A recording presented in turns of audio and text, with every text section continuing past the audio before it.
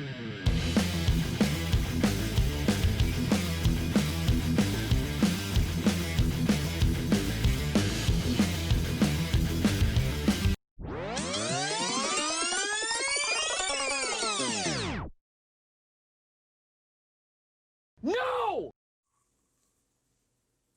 Hello.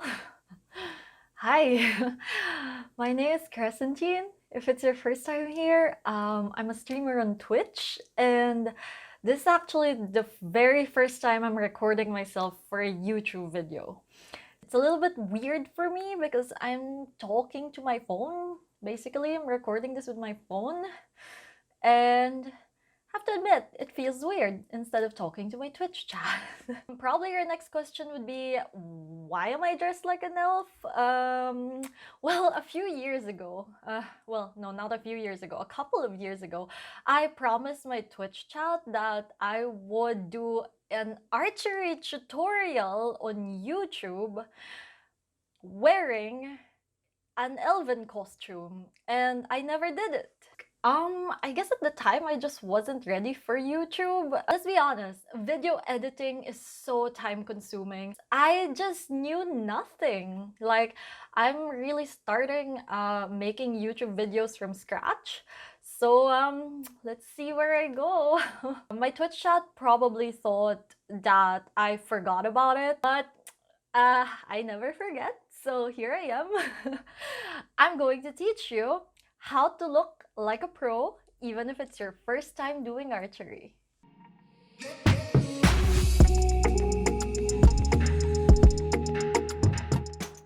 How long have I been doing archery, you ask? I've been doing archery for the past 5 years. You know, in the Philippines, archery, it's not really a thing. So here in France, it's actually very popular.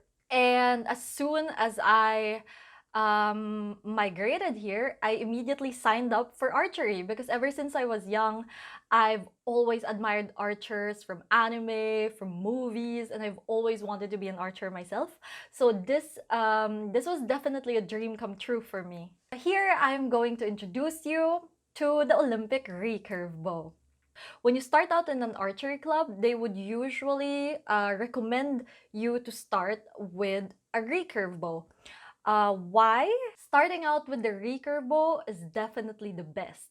It's like driving a car. If you start driving and learning with a manual car, it gets really easy to learn how to drive an automatic later on.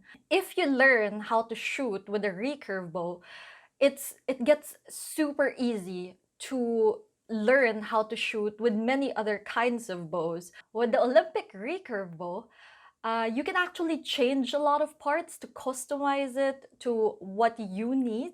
When you buy a bow, you have to be sure that it is customized for you, for your height, for your wingspan, for your strength. You have to ask for all of these things when you buy your bow, or at least know some information about it so that you don't buy the wrong bow. A recurve bow has a lot of parts. It's also the only bow that is being shot at the Olympics. I actually have an article on this, on how to buy your own bow. Just check out my website, crescentine.tv, and check out my latest blog.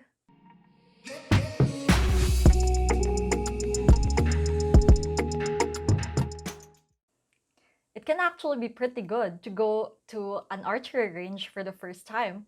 And everybody's going to be so surprised that you know so many parts. Are you ready to learn the parts of an Olympic recurve bow? While I was recording this video, my lapel mic broke. So maybe you'll notice a change in sound right now, but yeah. This is your riser. This is the part of the bow that you grip. Popular materials for risers are wood, aluminum, and carbon.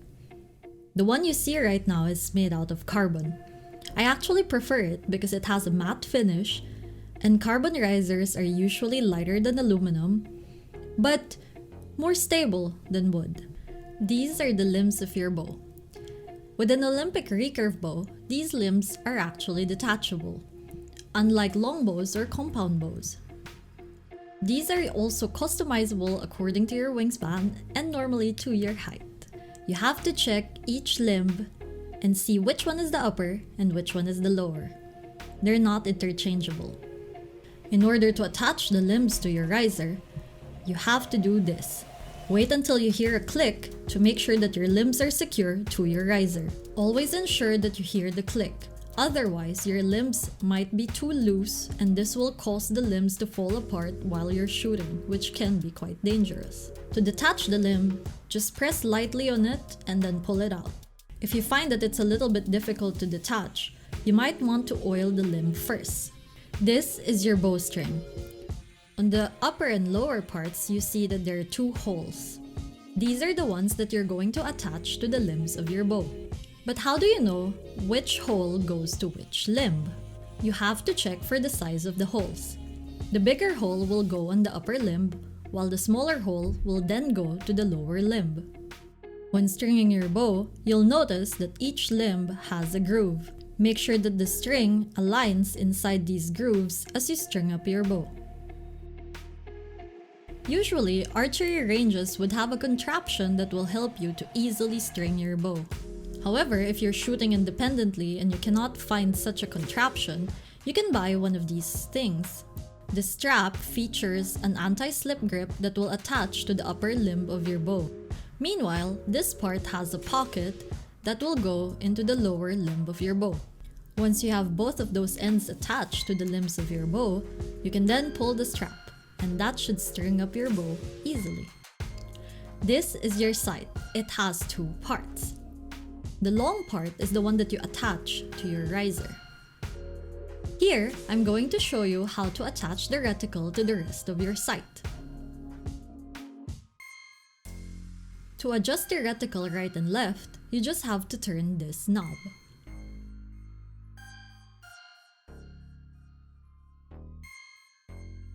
To adjust your reticle up and down, you can use the knob on the top or at the bottom part of your sight.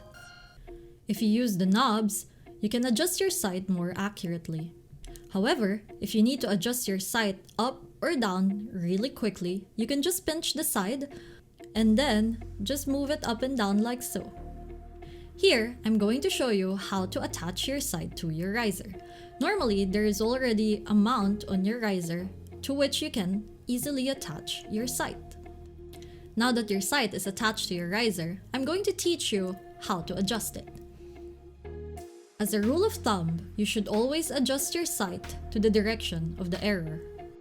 Shoot your bow using the sight. Make sure that you're using a target. Aim for 10 using your scope and then release your arrow. Now check where the arrow landed. Is it higher or lower than the 10? Is it to the right or to the left of the 10? If the arrow lands a little bit to the right of the 10, adjust your sight a little bit to the right. If it lands higher than the 10, adjust your sight a little bit higher. Follow the direction of the arrow. When mounting your sight on your riser, you will see that there are grooves. The adjustment of the sight on your riser depends on how far you're shooting. If you're going to shoot far distances, such as 70 meters, you need to put the sight as close to you as possible. If you're shooting short distances, such as 20 meters, make sure that the sight is as far from you as possible. Adjust according to the distance of your target. These are called stabilizers. They make your bow heavier, thus more stable as gravity pulls on it. However, you have to make sure that the bow is not too heavy that it causes your arm to shake every time you try to lift it. When you're starting out, your trainer might recommend a one-piece stabilizer, which is basically the longest part. As you get more experience in archery, you might want to get a 4-piece stabilizer. In order to attach a 4-piece stabilizer, you take the smallest part and attach it directly to your riser. Then you take the longest stabilizer and then you attach it to that part. Afterwards, you take the 2 short ones and attach them to each side of the smallest part. Make sure that your stabilizer is balanced and even on both sides of your riser. You can also use your stabilizers to hold your bow. This is your plunger button. The pressure button centers the arrow to your bow. And then, It tunes the bend in the arrow as it leaves your bow, and it gives you a clean shot. When attaching the plunger button on your riser, some risers will have 2 holes. Choose the hole that is nearest to your arrow rest.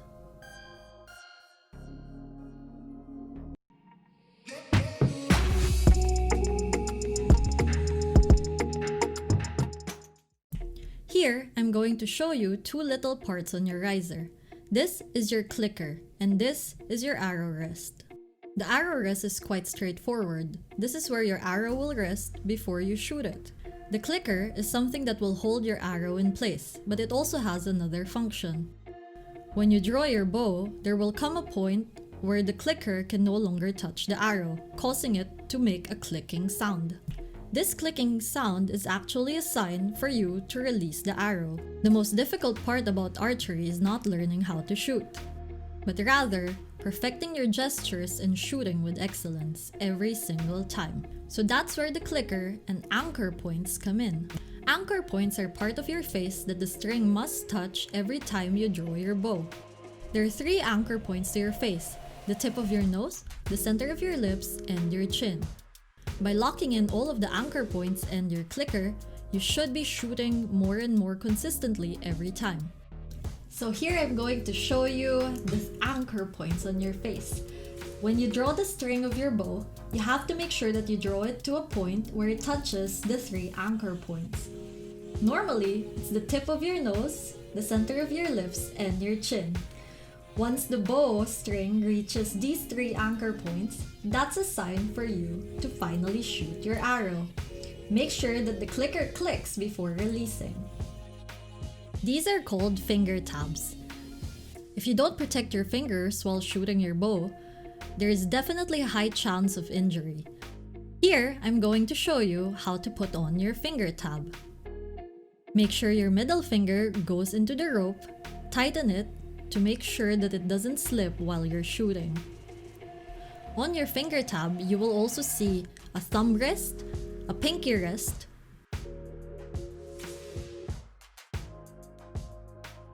and also this white thing that separates your pointer from your middle finger where the arrow usually goes. I do remember there was this one time that I did an archery competition, and 5 minutes before the competition started, my finger tab broke. And it was the only finger tab I had. So I really suggest buying maybe an extra finger tab or buying a high quality finger tab to begin with if you're serious with archery, just to make sure that your finger tab doesn't break 5 minutes before a competition. Like, honestly, I was so stressed. I cannot even. Thank God there was like somebody there who knew how to fix the finger tab. He owned like an archery shop or something. So yeah, he saved my ass. Well, my fingers. Here, I'm going to show you some of my arrows. The thinner arrows with the blue feathers are for recurve bows, while the thicker arrows with the purple feathers are for compound. The type of arrow that you will buy will depend on the type of bow that you're going to use. Check out my article on my website on how to buy your bow and arrows. You also need a hand string. In France, they call it a dragon. This hand string will catch your bow when you drop it. When I'm shooting, you will notice that the bow drops after every shot. This is because we're not really gripping the riser. Here, I'm going to show you how to grip your riser. So once you have your riser in your hand, make sure that you grip it like this. Some people even shoot with their hand open, just like that. Make sure to not grip your riser, but just to push on it. Make sure that it lands on the fatty part of your palm, like so, and not grip it like this, because that will cause your arm and your hand to shake, as well as the riser to shake, ruining, again, the trajectory of your arrow. So make sure you hold it in this angle, with your fingers loose, pushing it, your thumb loose, and letting the dragon string just catch it when it falls. Don't forget your arm guards. Arm guards are very important. The arm guard with the straps is usually what you would start out with. It has metal sticks running through it, which will definitely prevent any injury. The black one is more of just a sleeve. You should only use this when you're confident that you no longer make mistakes when shooting your bow. There was actually that time when I started shooting my bow, and my trainer thought I was left-handed. So he put the arm guard on my right arm, even though I'm right-handed. And guess who woke up with a blue and purple arm the next day? Me. Some safety precautions when starting out with archery. Never shoot when there's someone on the field. You can load up your bow with an arrow, but don't even think of drawing it while there's somebody out there. Never shoot your bow without an arrow. When you draw the string of your bow, this creates energy. This energy usually leaves your bow through the arrow. However, if you dry fire your bow, this energy has nowhere to go. So instead, the energy will go through the riser and to the limbs, causing major significant damage to your bow. Another thing to remember is that if you're shooting with other people, you have to wait for everybody to finish shooting their arrows before you can recover the arrows that you have shot on the target. Don't just randomly run out into the field while other people are still shooting. That's not cool, bro. I hope you guys liked my tutorial video. Don't forget to give me a thumbs up and a follow on YouTube, or you can catch me streaming again on Twitch when I'm back. It's twitch.tv/Crescentine, or maybe visit my website. It's crescentine.tv, where you can find my latest updates as well as lots of other things. See you guys! Bye!